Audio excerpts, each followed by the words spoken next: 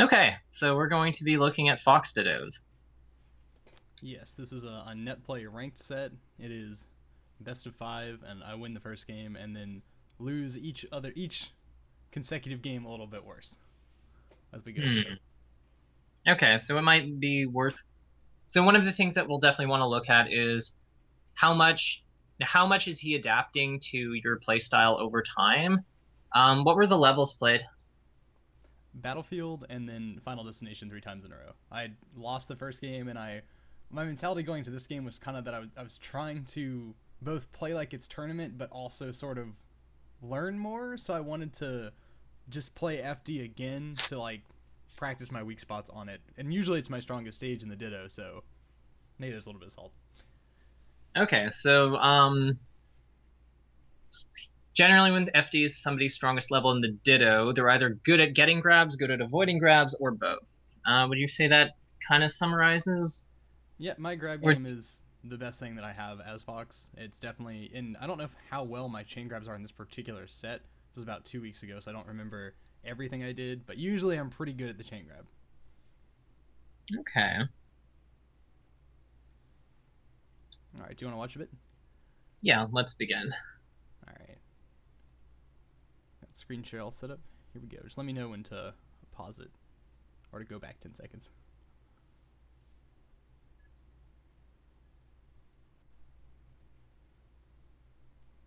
So interestingly enough, we've already we You want me to go back? yeah, go back a little bit. You go back. Pause this. Like right where? Like that first snare that he did, or Let's start here. Okay. play where this was? So you mentioned that up air. I'm going to assume that was just like an up smash that you attempted Yes, and that that didn't was materialize. just missed the jump cancel, so I got the full hop. Okay, and primarily the main openings that I've seen you go for are grabs and up smashes. Yes. Yes. So obviously very like high punishment style. So something we might want to be considering is figuring out where aerials slot into this. Um, because they're a little bit they occupy space, but they're a little bit less committal than say grab and up smash. Yeah, in general, my that is my weakness as Fox is that I'm not that good with aerials. That sort of comes from it took me longer to short hop than anything else. Like I could wave shine pretty well before I could consistently short hop enough to really use all of Fox's aerials. And so Okay. I sort of built my Fox without doing that. And then I've always liked grabbing, started out as a Sheik main, so it was and grabbing and tech chasing was all I loved to do. And that kind of still shows as Fox. Okay. If aerials are uncomfortable, there are still alternative lines of play that offer some lower commitment than strictly up smash and grab. Like even just running shine or um, shine in general can be quite rewarding can be quite rewarding as options. It's less committal than either of those. It cancels into a number of actions. Um, but I still think that figuring out spots where aerials could work would definitely be good. Let's keep watching though. Okay, so I'm Mrs. so salty about Drop. that missed follow up. That's just the thinking about the DI behind and the DI on the platform at the same time, and not committing to covering one or the other, and then not being consistent enough in that position to react to both. I think good foxes can react to both, but Yeah. I kind of just made that in between decision where I got nothing and it made no sense. Didn't cover anything. Okay. Well, yeah. You can definitely cover both. The main thing is as you're releasing them from your throw, you want to just confirm kind of quickly which side they're on, and that just governs what you do. So if we watch what happens as you're throwing him, so like Like right this here. is the moment where you assess where he's this is the moment where you assess where he's going basically. You can even use the laser, like you can even use his you just follow his body really. um what side he's come out on, because he doesn't get out of stun until he's below where the blasters um sort of fanning out. Like he doesn't get out of stun until he gets to about that height. So you actually do have a pretty reasonable window to confirm what he's doing, and you can't act until he gets to about the 135-degree spot in relation to you. So you have a pretty flexible. You have the window's a lot more lenient than you might think it is. And if he obviously doesn't appear in that area, then it means that he's has to land on the platform. So that's a way that you can simplify how you assess that situation. Like if he doesn't appear behind you, then it means he went straight up. Because you're under the platform, that means he's now on the platform in some capacity. So then you're just reacting to then you're just tech chasing him.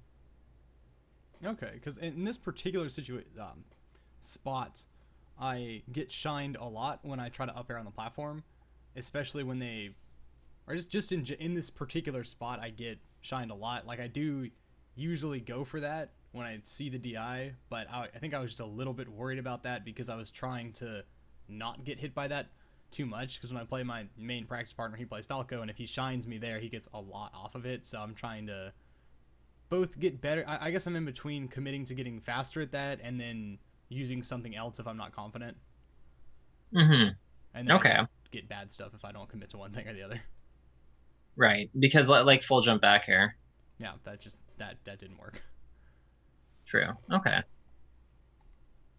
So when you get shined in that position, is it just that it has to be that you're too slow, right? Yeah, I'm pretty sure it's that I'm too slow because I get it a lot of the time, but sometimes I just get shined, especially like if I'm, let's see if I can see the position. Where's this, folks? No. Like if I'm about where, like a little bit further back, like right about where he is, or at that point where they DI away and it's like the furthest, like the closest they can get, like the furthest distance between me and the platform that's possible off the DI on the up throw. When I try to cover that with an up air, I will get shined almost 100% of the time. And I'm wondering if that's even a real thing to cover it with when it's that distance. Well, if he's going to the very edge of the platform, I'm almost wondering, is there an alternative that's better than up air at that point? Like, is tracking his DI with narrowing, say, to the edge of the platform and then shining him to push him off stage, possibly? Like, is there any viability of that? Oh no, I mean if in this case, like let's say he was a little bit further back, grabbed me, and then I landed on the left side of the platform. Mm-hmm. And then I would try, and if he teched in place, like he landed on the left side of the platform right above where I am now and teched in place, and I tried to up air that, that's normally where I get shined. An interesting compromise that you might want to consider, if you're willing to predict the tech in place, you could actually short hop the up air. Huh. And that'll connect? Yeah. I did not know that. I mean, it's DIable. Like he gets out if he DIs up, but if he's going for, crouch cancel shine on you, it actually does work on that. Because I get hit. That's my big concern in general with the chain grab, where pretty much every other situation I'll get a big punish, but then right there, I just take that shine. I get shined if I'm too slow. But that could be interesting. Mm-hmm. And also, I would imagine that as his damage goes higher, it's probably easier to hit simply because his trajectory is a lot higher. But at this, say he was at this percent, like at 0, the timing might be pretty tight to get like a full jump second hit up, like a full jump up air where you land with the second hit and then can still reactively cover the others. That might actually be like really difficult to hit. So you might be able to, so it might be worth considering just, short hop up airing and taking a slightly easier punish in the interim. All right. At least for the very low damages. Well, because I was gonna think, like, what I'll see some foxes do is just the back air there, and I was sort of wondering, is there a compromise when you? Because I think the back air is more of a reaction to it, like they wait for the tech, but definitely not enough time to wait and up air.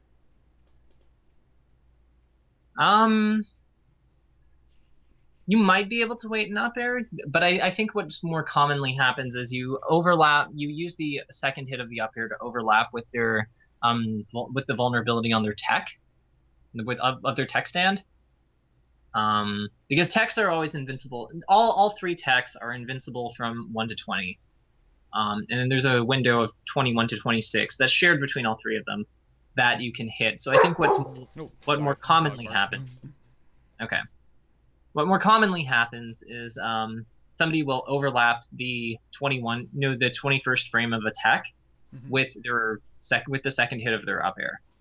And then if they roll away, then that's your cue to L cancel and then dash forward grab or dash forward shine and push them off stage or continue the grab combo. And if they do anything else, then you hit them. Then the up air hits them. But I think that short hop up air could be an okay. Short hop air is reasonable here. Okay. I can actually the up air thing is actually there's a video on it actually. Oh. Yeah, I can send it to you afterwards. Okay, sweet. Let's continue though.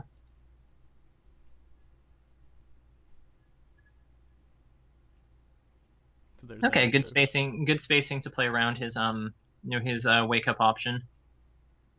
Get the up tilt, go for the read, miss the read.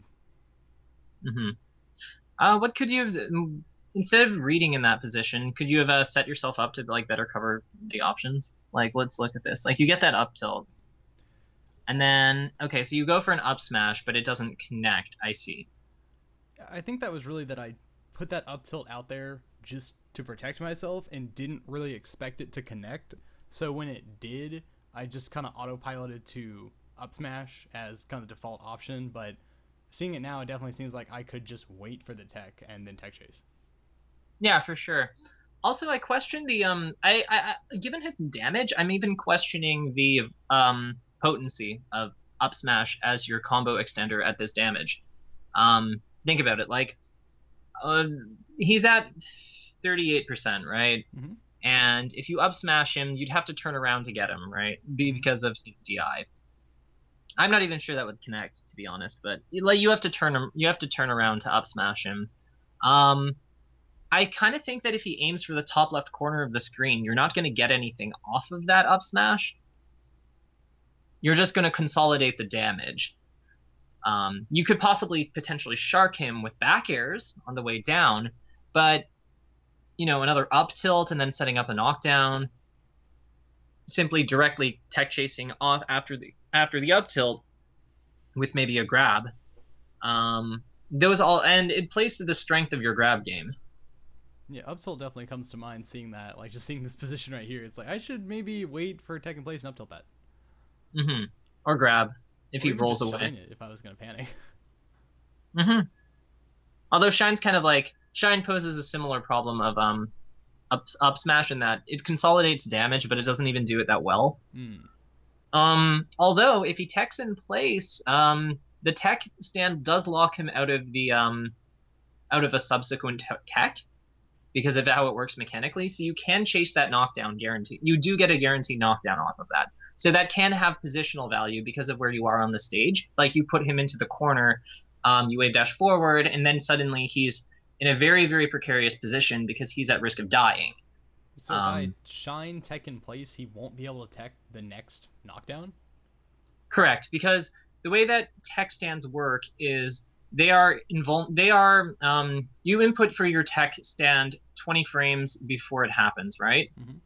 And then you're shining him on frames 21 through 26 because that's the vulnerability window. When you input for attack in this game, it does not allow you to tech on frames. What's happening is that the game is allowing you to tech on frames 1 through 20 after you input that for that tech.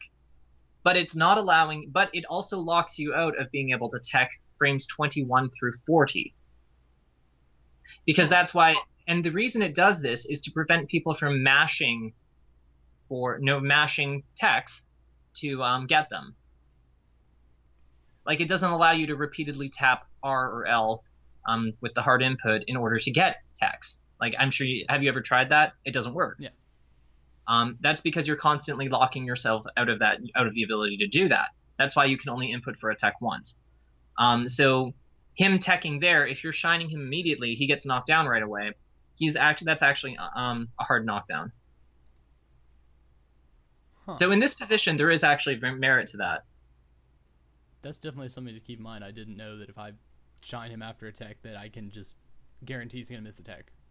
On tech stand. On tech rolls, if you shine them near the end, they can do it. Okay, so just tech in place. Okay. You could do it on a tech roll depending on how early in the tech roll you got it, but because tech rolls tend to be easier to follow up on anyway, because they're vulnerable for 20 frames instead of 6, and they last 40 frames rather than 26, and they tend to become very distinct kind of early on in their animations, you can usually just grab them and you'll be fine, especially with a character as fast as Fox. Or you can up smash them. Like, their tech rolls are easy. Tech stands usually require a little bit more effort to cover, but that their speed also in this particular interaction opens them up to this. Okay. So, kind of an alternate line of play. Let's keep going.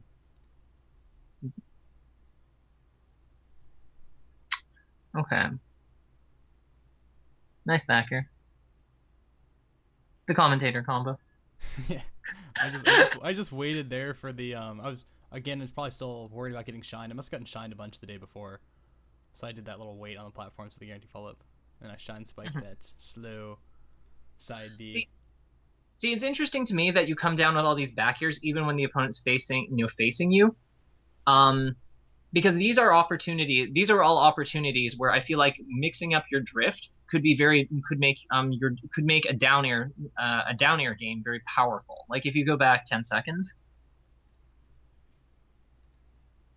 maybe another 10 seconds, because it was after the shine spike. See, like, was it before this? There was that one in neutral. I think I'll go back like 20 seconds. Mm-hmm. Go past this interaction. Here we go. I think he hits one on me and then I hit one on him. There's like one. That one. See, like that looks like an opportunity for down air to me, just because of where you're coming down on top of him. And back air doesn't even really like this situation looks like a down air for me, because you have the option to drift back if you think that he's going to run away from you, or you have the option to just observe him and then do your attack more reactively. Like the back air doesn't really cover anything that down air doesn't cover here, and the down air leads to higher potential follow-ups in a lot of cases. Like you can turn around up tilt after it, you can grab after it, you can also just shine after it and continue from there. Whereas the back air, you knock them down, it's okay. This is also a spot where you could nair it if you want frontal priority. Yeah, and the back air makes a lot less sense now. Pardon? I said the back air makes a lot less sense now. Well, I mean, you're just not really playing to any of back air strengths. Like, back air strength is its range, but you're using the front half of it. And you could even, like, one of the big upsides of nair is that it has 3 less frames of landing lag than back air does. So nairing, if you're worried about dash dance grab, this could be an opportunity for you to nair and then drift back and then potentially dash back. If you don't want to commit so hard to something like down air or back air, which are both lower range in front of you and higher commitment, because 9 frames of L cancel, 10 frames of L cancel. So this is also actually a pretty reasonable opportunity for nair. There's a lot of drift mix-ups with it, and the speed with which it comes out allows you to still potentially reactively punish something like this shine, for example, as you're coming in on him. Okay. So this is another opportunity where we might be able to, add a little bit of variety to your air game. Yeah, it definitely helped my my zoning game is very, very weak. It's almost non-existent. I'm not very good at undershooting aerials and just putting out hitboxes to protect myself or to anticipate them coming in. Like, my main response is right there. It's just dash back grab and then dash back dash in grab. Well, the way you can think of an easy way to conceptualize the difference between an undershooting aerial and like a standard aerial and an overshooting aerial is that you're just hitting different ranges. So when you're dashing back and then dashing in with the grab, you're usually kind of going about the length of a standard approaching aerial. Whereas when you're undershooting that's good for when you're the opponent's standing still or lagging or something, or you're calling out them moving forward. Undershooting tends to be good for protecting your territory or calling out deeper movements by the opponent. And it all, with how hitbox drag works, it also protects your space a little bit better. And then overshooting is just calling out retreating actions. So it's kind of like you have like three. It's kind of like you can almost like pretend it's like a modular system, like short range, short range, slightly more than short range, mid range, and far range. Mm-hmm. That makes sense. Yeah. Just a matter. So, pardon? Oh, it's just a matter of figuring out the opportunities then. For sure, and a lot of times, if the opponent's leaving themselves open for, in a lot of the spots where you're using your dash forward grab, mm-hmm. those are spots where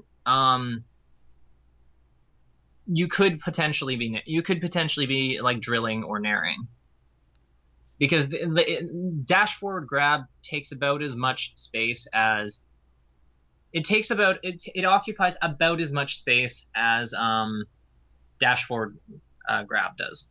So what would the nair or drill give me that the grab wouldn't, considering the grab is the follow-up that I want? The main thing that it's giving you is that the cooldown it's occupying that area for longer because it's a persistent hitbox. So it controls the space more effectively and more explicitly. Like if it's kind of like with grab, it's only active for 2 frames. So if they are anywhere, so if they're not specifically where you're aiming your grab on that, like, except if they're not specifically where you're aiming that grab, the grab does not connect. But because drill and nair are active for longer, they take up not just the space that you're attacking into, but the space, that whole pathway leading to that spot. So they're less vulnerable to things like, say, cross-ups, or somebody jumping around. Like in the case of nair, somebody jumping around your grab, or somebody simply attacking you out of your grab. Okay. Because grab is also, like, it's also worth noting, grab is it has a 7-frame startup, and you're jump canceling it, so that adds a frame. As soon as you're in the air, nair goes active on 4, drill goes active on 5, and you're usually starting them further back anyway.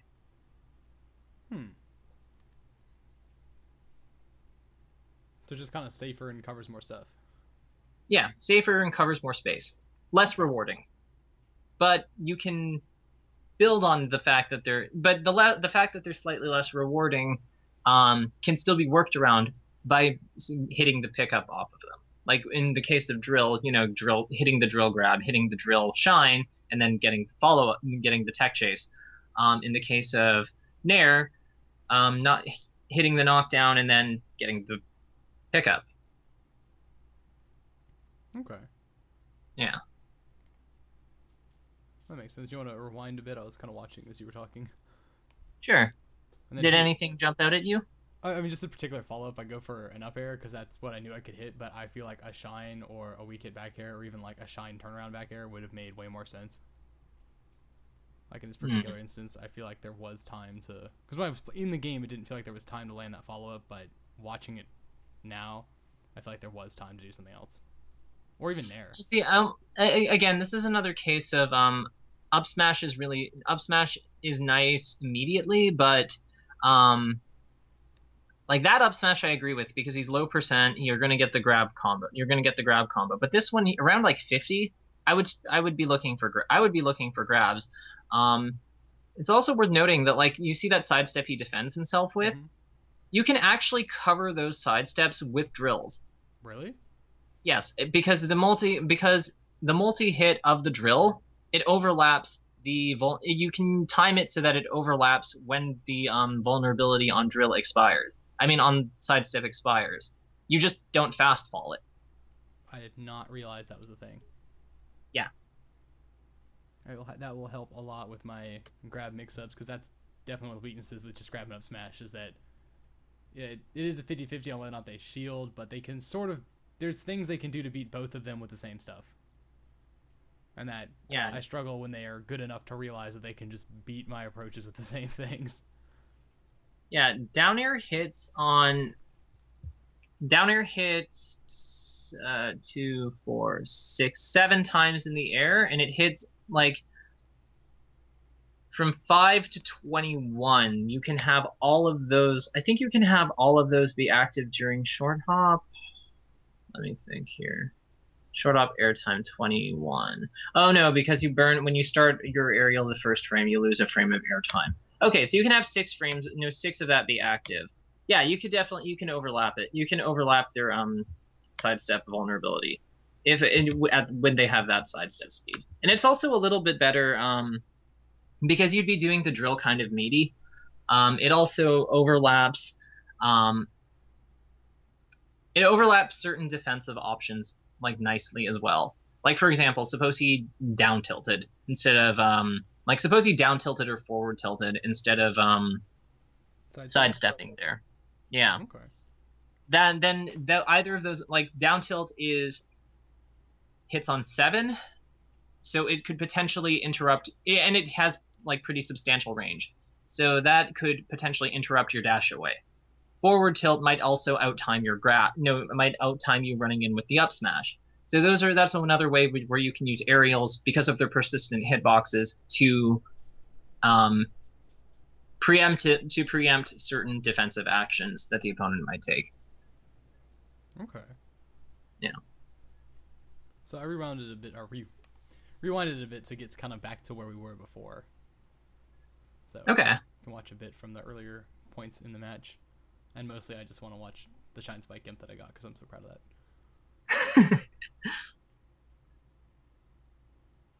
I just waited, and then boom, that was good. He shine stalled, and he got wrecked for it. That was solid. I liked how you stood there, and I like how you inched forward, actually. I thought that showed a lot of finesse. You predicted where he was going out of the throw again. No. Yeah. Where's the See, this is what I mean. Like, a lot of how you're defending your space, like he's not really punishing it, but like they're hard commits. Like that up smash is a hard. That up smash in the corner. Where are we? Oh no, this is let me go back to after this. Okay, Shine Spike. I went back too far. Yeah. Yeah, see that's a pretty hard commit. That's a spot where maybe naring or even running through him. Like challenging his space with a running shine could be quite good. Because running, like, see how far he's keeping from you? Like, look at all that distance. And if you go ahead 1 second and pause again, I bet he's going to be at the same distance. Yeah, he stays there for a while, and that's why I did overshoot the up smash after the 2 whiffed, because I'm like, okay, he didn't punish me for this. He's not going to come in. I'm just going to run through him and up smash because he's going to stay at that same spot. And overshooting with up smash is a viable option, but this is another spot where I think that, like, considering where it's worth considering shine as well. Simply because, landing the shine into the jab reset is so powerful, and the main weakness of shining somebody on the ground in this matchup is that their ability to tech roll away from you and deny the follow-up. But because he's keeping so close to the corner anyway, like, he's going to dash back on the next play, on the next interaction in a second anyhow, that shrinks the distance that he has for his tech roll to actually be relevant. So it corners him. So in the case where he defends the shine knockdown properly and tech rolls back, the effectiveness of that because of his positioning is diminished. And if you do get the wake up either by grabbing the tech stand, shining the tech stand, and then using the hard knockdown, or grabbing him or jab resetting him into the grab, like any of those outcomes are quite good for you. So I think it's something that and it's less committal. Like, if you miss with the shine, you know how you have the platform overhead. You can wave dash back. I do have a question. how do you do it on the stick? Do you just go straight from dash to down? Do you quarter circle down? How do you do it out of a run? Okay, well, first you have to enter run. Mm-hmm. So Fox's dash takes 12 frames, I believe, to turn into run. Mm-hmm. So on the 13th frame, what you'll do is you'll continue to hold forward, like as one would with run, and then you just slide the stick down to dash cancel, and then you shine on the same frame. You can shine on the same frame. Okay, because that's what I've been trying to do, and it's still a new tech for me. I don't know why it's difficult, but it is. But I have been trying to do it. But in this particular set, I don't think I do it at all. It's forward. It's forward. It's hold forward, quarter circle down, and then B. Okay. Yes. All right, let's keep going.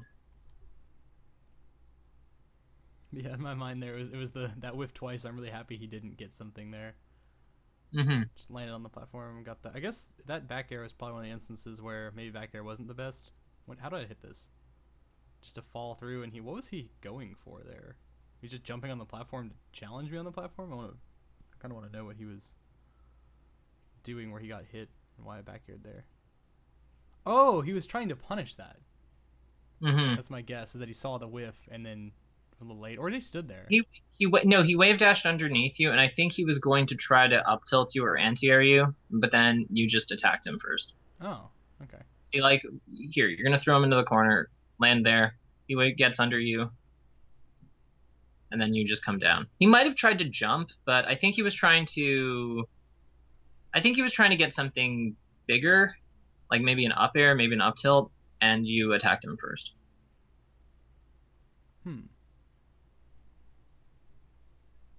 I don't want to watch that sequence again. I'm so salty that I missed the follow up there and did the up, because I'm trying to hit those up airs at the top, but that was definitely not the best thing. And then I missed the Firefox. I don't hit that. Such a weird option. And then we just run into him jumping out of shield, which is really obvious. Or not obvious, but very, like, I didn't cover a very common option there when I ran into it. See, the interesting thing is that, like, I kind of think that you could have covered more options by not jumping up not jumping up after hitting the up air. So, okay, like you get back to where it was. Okay, I was right 10 seconds behind that. Yeah. Okay, so we have this interaction. So we get this up air after this. And you see that he's used his double jump. Did you catch it? I don't think I caught that he used a double jump. Or I don't okay. think I realized it. I think he has at least. And then I just jumped up and tried to back air, but he shine stalled to stop that. Although I'm not sure that would have hit even if he didn't. So see, in this case, I'm almost wondering if you want to land underneath the platform. Because if he lands on the platform, like if he tries to protect himself on the way down, as he gets close to the platform, he can't aerial because he'll land on it and L cancel. But if he does the standard landing, that still has 4 frames of landing lag. So that by you landing underneath the platform, he can't go to that spot, basically. Okay. Yeah. So if you dropped underneath the platform here, he can't go on the platform. So then on this one, okay, the up tilt was, I guess you thought he was going to fall into you. So you covered that with the up tilt. Yeah, and then he Firefoxed and I F tilted. Yeah, I'm guessing that was supposed to be like a back air. I'm not sure what the F tilt was supposed to be. And then here I almost wish he had up air because I feel like I would have died. I feel like the back air didn't work out for him, but I guess it worked out for me. Mm-hmm. I try to shield grab that. Might have been able to shine out of shield. Alternatively, like roll might not be bad. Yeah, it was definitely not a good opportunity to shine grab that, or not a good opportunity to shield grab. I'm trying to really only do it when I recognize that it's too high. Do more of those back airs that you're talking about. I think there I wanted to running shine, so I just walked and shined. And that was the wave dash, like go in, wave dash back, wait, and then up smash. Another up smash. Yeah, but you see, like, Oof. because you've scaled it so much, the up smash isn't even knocking him over at 0 anymore, which means that you have to be using I another did not opening. Like, realize that. yeah, like if you scroll back a bit, you'll see like when you hit that up smash, he doesn't actually get knocked over. Oh, he doesn't. Yeah, so he could have actually counterattacked you there, and there would have been nothing you could do about it Not at you all. know, yeah. So this is again why like using by using a mix of moves is like kind of important here because you're prohibiting yourself from even getting the full value. You're prohibiting yourself from turning the move, the hit it like from hitting the move and then turning it into the situation that you want. Because of because of how much these moves have been scaled. This is like, and this could be remedied like a million different ways. Like if you'd shot him with one laser, then all of a sudden this is not a non-issue. It's still a little dangerous to be up smashing Fox on the ground at 0, simply because he could potentially Amsa tech it and then still counterattack Shine. I don't know if you've ever seen that interaction before, but it does come up. I Um, I don't think I've seen it used against me. okay. Again, it doesn't come up that often, but it is like something that I would be looking out for at this point because of how much you've shown that you use that as an opening.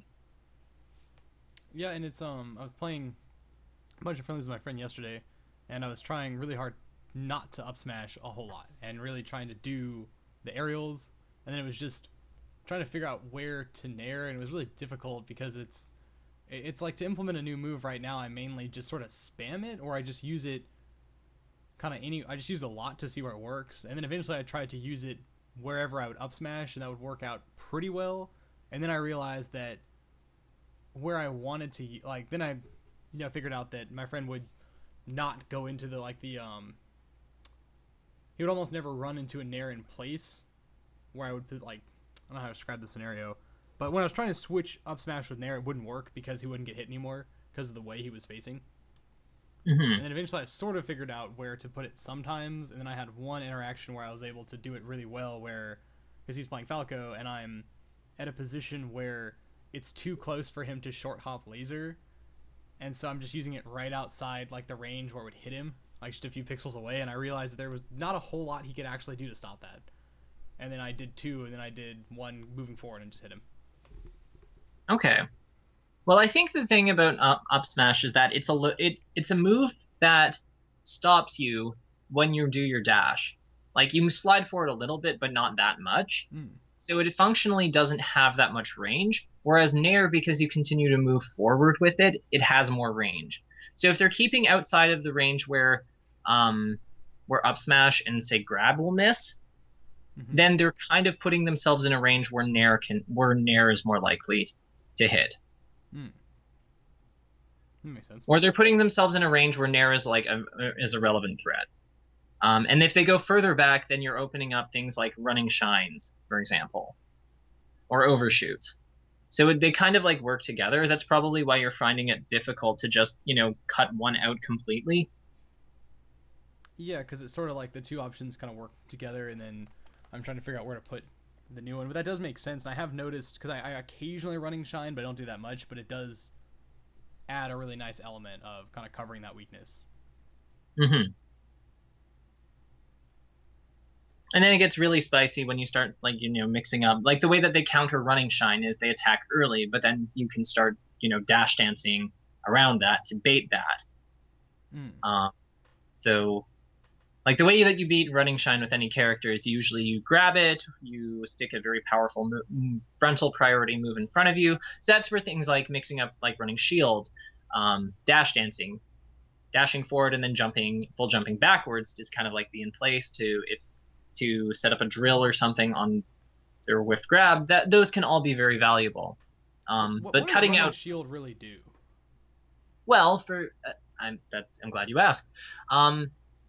Running shield against, say, someone who does not want to grab you, but still worries about getting running shined. Um, so I'm in how here. about No, that's Sheik? muted. Like Sheik wants to grab you for sure, but when you hit about 50 damage, what she wants more than that is forward tilt. Right? Yeah. Because forward tilt leads to much juicier punishment than grab, unless you're fighting a tech chase monster. Another character where this might hold true, Peach and Samus.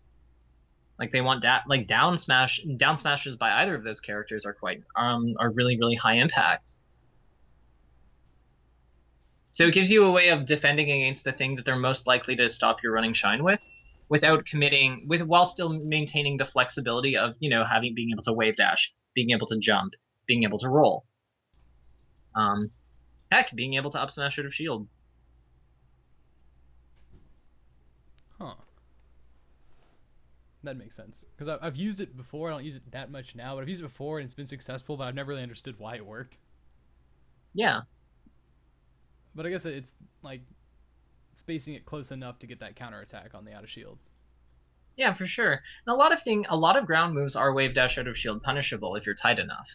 I do that as Fox. I don't know how many times that it comes up in the ditto, but against, like, if she down smashes my shield, I'll usually try to wave dash out and follow that. And then Peach's down smash as well. I think the window works. Yeah, it does. Even although they're very tight, you can technically wave dash out of shield on a number of Sheik forward tilt and Samus forward tilt timings when they connect on your shield. Like wave dash, for some of them it's frame perfect, but it is something that's possible. So it's always worth, maybe not now, maybe not something you do without practicing it, but it's something definitely worth considering. Okay. Yeah. Obviously not so much versus Fox. Fox's options are very good versus shields. Yeah. But one of the perks of the character. Yeah. All right, let's move on a bit, I think. I'm pretty sure he messes up and I win this game somehow because he messed something up. Oh, there I nared. There was a nair. Yeah. There's another nair. I must have thought about doing it. Doing more nairs. Quiet dogs. Doing more nairs. Okay, so scroll back to that. No, scroll back 10 seconds because I saw a nair and I want to point something out about it. Okay. That one? So that nair that you did. So what do you think went wrong? What do you think the nair that worked and the nair that didn't work? What do you think the difference is between them? Let me double check if I did get the rising nair or not. I don't think I did on that one. I think I just...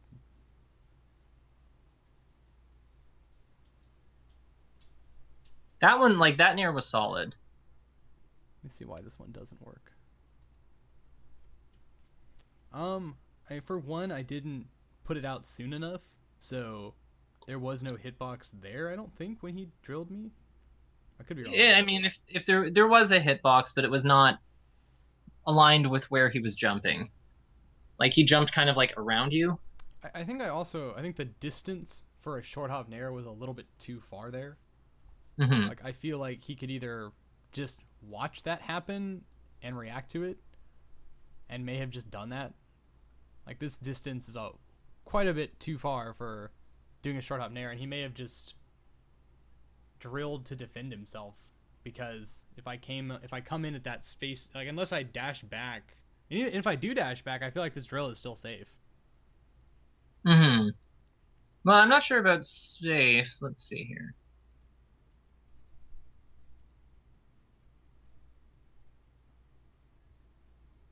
Funnily, that's actually a spot where your up smashing is really good. Like, instead of the nair, up smashing there is actually very, very strong. Oh, in this spot, up smash would work better than nair. Yeah, because it scoops the drill. But on top of that, the distance, you're right. The distance was kind of far for short hop nair advancing, especially since you came at him with full momentum. Like, if you'd stuttered the nair, and maybe done like half that distance by just like releasing the stick before launching, rather than holding forward and then nairing, that might have also helped you. So you kind of like control, like you kind of move forward a half distance. So what you're doing is, rather than trying to hit him, you're trying to like move forward in center to take center stage, while pushing him out if he comes in at you. Yeah, that's something that's almost completely lacking from my gameplay, and I know that that's one of my main weaknesses right now is that I really I just try to kind of hit the opponent, and I don't just run in with a move. I try to respond to. Well, I mean, sometimes I throw out the up smashes, but I try to do it anticipating something. Like either I'm punishing a dash back, or I'm anticipating they're going to come in, so I'll up smash to try to hit that. But I don't do a whole lot of moves just to take space, and then hit them if they come in. If that makes sense. Well, Like the with that big thing intent. is, what I'm hoping, like, think about how much distance he's keeping from you, Mm-hmm. like in general, right? Because he's keeping that much distance from you, it is in your best interests to respond to that by taking stage from him. But you don't, because him keeping, because of how far he is from you at all times, it's like he's outside of short hop nair range, like Mm-hmm. always. And I think he's keeping that distance because he knows that you like to advance with grab and up smash, which are both high commitment options. So it's in your best interest to limit his ability to keep that much distance from you. And the best way that you can do that, you can take stage from him. I haven't seen you laser yet. That could be another way that you could I punish almost him for never this. laser in the ditto. Pardon? I almost never laser in the ditto, mostly because of I claw grip the controller, and short hop lasering is one of the harder inputs to do that way, whereas almost everything else is really easy. So I'm I just, see. and then plus short hopping in general, I'm just not. It's like I can do it consistently, but I'm not 100%. It's only certain, like I can do certain ones and certain ones I can't. Like nair and laser are hard because I have to move my finger versus I have my thumb on the C stick all the time. So all the other ones are really easy. If that makes sense. I see. I've been trying Yeah. to grind it out more now, but lasering is definitely something I've been neglecting in kind of my tech skill practice. This is a case where lasering would actually be quite strong. Taking stage because it forces him to come to you because he also hasn't really represented laser either. You could obviously take stage, and that would be one very viable, very powerful way of addressing it. But having a plan B is obviously very good and very, very useful. Another way you could do it, you might be able to work a platform game based because of the level, because the platforms kind of artificially increase the range on your jump threats. Because if you jump forward off a platform, like if you short hop forward off of a platform, you have a lot of time where you can drift back to protect yourself, or you can continue to drift forward. So Dogs. you have a very flexible range of motion coming off the platform, basically. Um, might not be stronger than simply playing the ground game with him here, but it's on all again. Multiple plans tend to be quite good. They tend to be valuable, certainly. Okay. I think we can probably progress unless you have anything to add. Yeah, I figure we'll just go through. I'm sort of curious as to how I won this game because it feels like he's gonna get a pretty big follow up. Oh, I get no smash, and then I was confused as to like I saw the hit, and I'm like, am I supposed to nair back air? And I happened to nair, and I think his DI was really bad on that. And then did I jab his shield to get the up smash, or did I do? Yes, I did. Just a jab up smash, just the read on the jump out of shield because that's really common, and then he DIs away and dies. That's fine too. Okay. I've done this a lot. It usually only works versus worse players, but I don't know. I didn't realize why this worked for a long time. Where I would just run across the stage and up smash a shield and hit it a ton, like almost every time it would hit. And then my friend pointed out that they're trying to stop the grab, and I don't know, just a weird Oh, way I that it works see. sometimes. That I see. So they think you're representing grab, but you're really doing up smash, and and so then they move out in time for me to not hit the shield.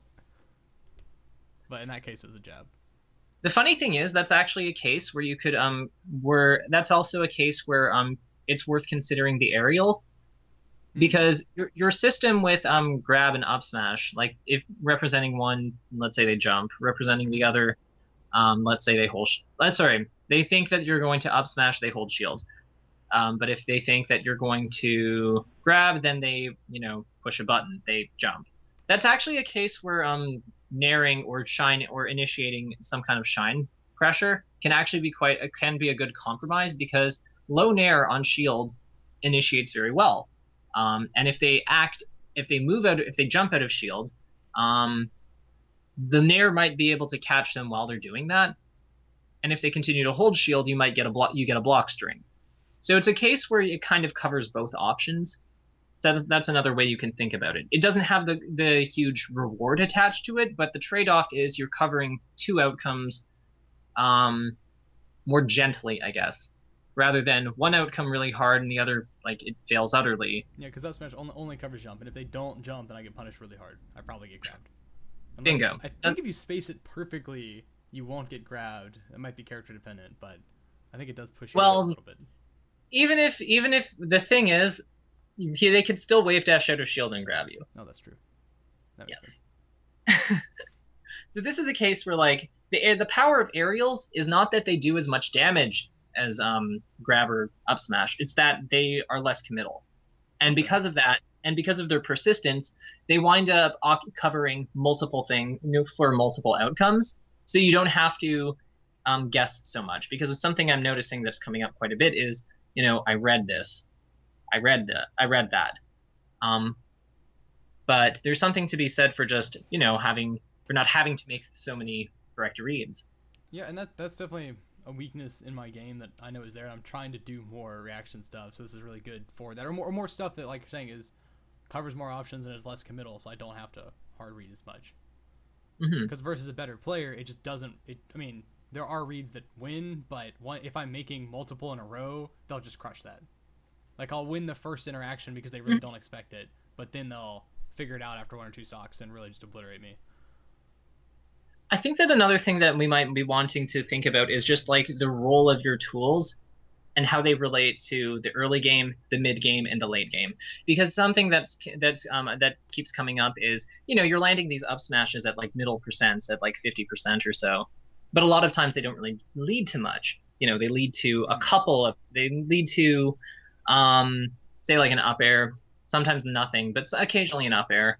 But, is there something better that we could be doing instead that still serves the same role as up smash? Like, could we be up tilting as our anti-air at the middle percents? What about back air?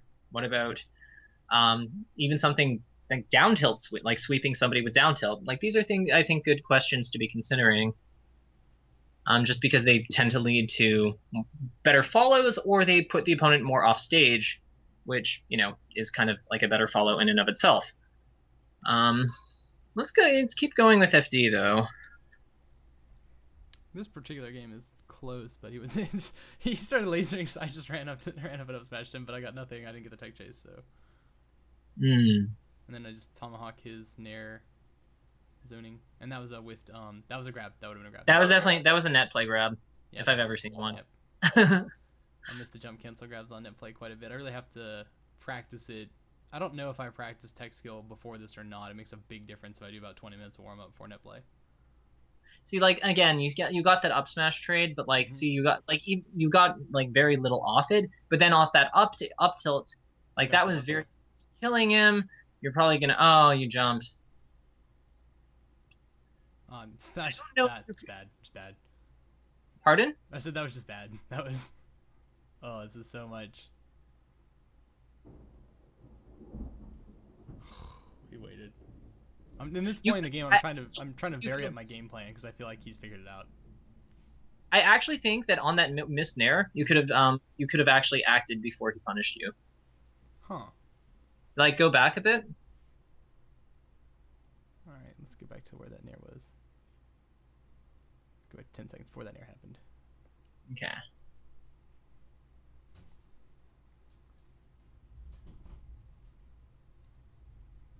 Yeah. Yeah, you're standing. Yep, I'm standing. I could have just jumped.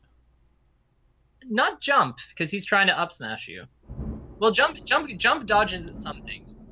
Something you might want to consider. Like, jump is viable. You could also jab him to, like, punch him out of the running forward, especially at this percentage, like 132. That probably knocks the up smash would come out that, like, far enough before.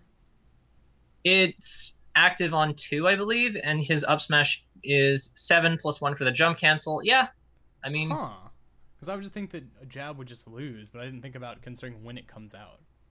Yeah, like you'd have to do it kind of preemptively, but like this is a case where you could possibly dash back. Hmm. Another option, shield. Yep. But yeah, like Really lots of anything stuff. other than just standing there and getting hit without smash. Yeah, so maybe the problem isn't that your aerials are misplaced, because I thought that where you did that aerial was correct. Like you covered an option and you took space from him and you kept him isolated in the corner. But maybe it's what you do after the aerial that needs revision. At least in this case, on some of them. That definitely makes sense. Mm-hmm. Probably explains some of the punishes that I've gotten or received in friendlies. Mm-hmm. I mean, I don't know why trust he me, didn't just grab that. I think he thought you were still invincible. Okay.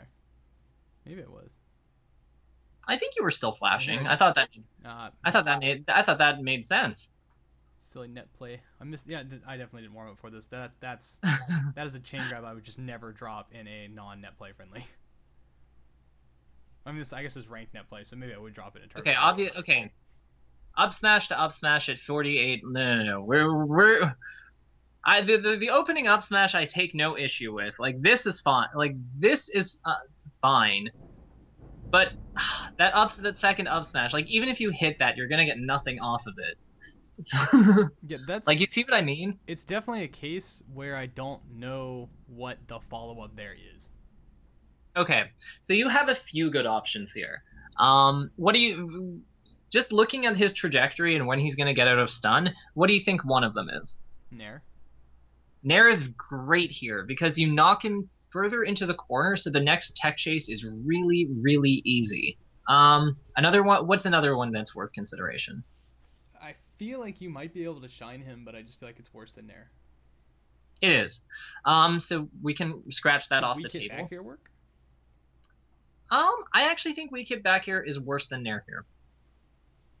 I guess I could just run. I mean, I could move forward and just wait. Could you up air maybe, like short hop up air? I could yeah. If I saw yeah, I think it could work. Let's see how the trajectory works out. Yeah, I think that could have worked. If I committed to it, like right before I committed to the up smash, if I just said saw the DI and then went for it. I actually did a very similar version of that in a friendly yesterday because it's footage from about 2 weeks ago, but yeah, that definitely makes. But I almost never do that. That was like the only time I had ever done it. Yeah, so like short up airing now, like starting it now, like dashing forward and then doing it to kind of like scoop underneath him. Alternatively, short hop nairing and pushing him into the corner, then getting a tech chase pickup, and then chain grabbing him to death. The up air has the nice advantage of doing immediate damage, and it keeps him in the combo. You might also clip a jump, which is obviously valuable. I think those are the the two main options that are worth thinking about here. I don't really see anything else that really makes sense because you don't want to back air because back air is laggy and it ends your combo kind of prematurely if we hard hit it. That's really all I can think of. Okay, so we're approaching about an hour now. So should I mainly just be working on other options instead of up smash? What should I kind of be working on by myself? The main things that I'm noticing are after that moment with Nair, and I really implore you to look at what you do after, look at what you do after your landings with your Nair or your other aerials, because I think that you think that Nair has the same amount of landing lag as back air and down air do, or something, or maybe your hands think that, but it doesn't. It lets you act out of it much quicker than the other two. Beyond that, I think that one of the big takeaways is a lot of your openings are hard reads, but maybe there's a way that you could cover use your aerials or use shines or something to cover multiple outcomes, rather than having to commit to like a grabber up smash 50-50 to get a hit. Because the softer, the less impactful hits with Fox are still fairly good because they often lead to knockdowns anyway, because they can chain into shine or just lead to knockdowns directly, which are obviously quite valuable. And then mid game, your early game is a lot better than your mid game and late game. And I think it's partially because of how much you use up smash as your main move, like as your main like opening. Hmm. But like your well, maybe not your end game. Your end game's okay, but the mid game seems to be where I think you struggle Yep, that's because true. a lot of times you'll like up smash somebody at like 50, but you're not getting really any options. So I think that looking into what hits you should be looking for at that percent would go a long way. Like up tilt's quite good at that percent. Down tilt can be quite rewarding at that percent. Um, Beyond that, those are the big standouts for me. Okay. All right. Well, I appreciate all your help. I'm definitely gonna take some notes on that and probably watch the rest of the set myself and see kind of when I can do that. For sure. Um, I didn't really look at your shield game too much. Like my hitting their shield or my outer shield game. Out of, well, both, but out of shields. He's not really putting that much pressure on you. So that was kind of like something that that's something I kind of wish I got to see, but I'll shine out of shield. I can do it pretty consistently. I can't wave shine out of shield that often, but that is something I do look for. Although I look for it a lot more versus Falco because that's what I'm used to. mhm. So I don't know the Fox timings. Whereas with Falco, like I know when you can do it in between moves. Mhm. So I'll hit like if they're not perfect, they'll get shined. Okay. And then like That makes a lot. yeah.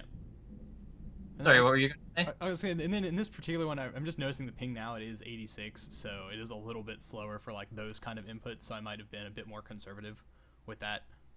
True. It is net play. Like, obviously, it's not perfect, and obviously, it's not like a perfect emulation of, you know, uh, mailing on a cube or something. Yeah, and I But can still hit it. It's just like you have to adjust to the timing, and it's harder with the really fast moves, mhm. especially the chain grabs. The chain grab timing always throws me on net play if it's too much ping. I also think that something that also comes to mind is the fact that he's keeping so much distance from you.